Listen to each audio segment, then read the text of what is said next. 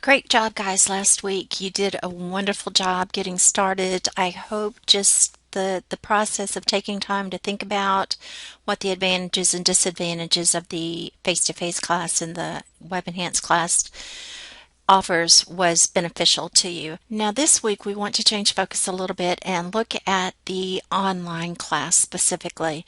We're again looking at advantages and disadvantages of the online class. Now the reason I'm having you do what were the advantages and disadvantages of the face-to-face and what are the advantages and disadvantages of the online is because I want you to be able to look at those and compare them side by side to help you make your decisions as to what you do in the face-to-face portion of your blended class and what you do in the online portion of the blended class.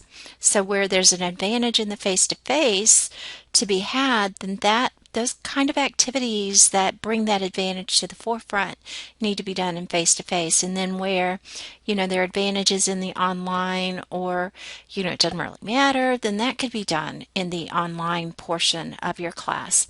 So we have this video that you're obviously watching right now, which is optional. I do have 2 readings for you for this week. They're Teaching Beyond the Classroom Walls and also this review of benefits and limitations. And so read both of those. It's not too much reading, but it'll give you a little bit about advantages and disadvantages in the online environment. Then you have your discussion where you're discussing those advantages and disadvantages. I also want you to do some research in your field so you can bring those to the forefront. In your project this week, you've already selected your course in week 1. Now in this week, what I want you to do is to start thinking about what you typically do in a week in this particular class. I'm giving you an example from one of my classes that was a computer literacy course. They read the textbook, they work through a problem, yada, yada, yada. And then what I want you to do once you've listed those activities, now don't try to get in depth and list every activity throughout the course, just a typical week. What do you do?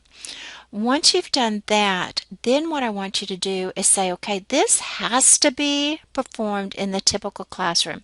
If you've got some group work that's going on that needs to be people face to face with that might need to be done in the typical classroom. If you have a lab that needs special equipment, that might need to be done in the typical classroom. So think about what really has to be done in the classroom, then what things are well suited for the online environment, such as, they can read outside of class, they can take self-assessment quizzes outside of class, things like that. And then what would equally fit either way. And we'll talk about that in week 3 as you continue with your discussion.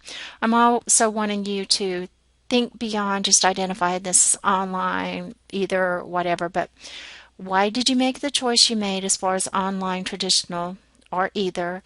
What are the advantages of doing it that way, and what are the disadvantages that you might encounter? Because when you start thinking about those disadvantages, you might actually decide, maybe this isn't the best way to do it. And then you have your journal reflection. Again, that's for your own benefit. Make sure if you have nothing to reflect, you state that.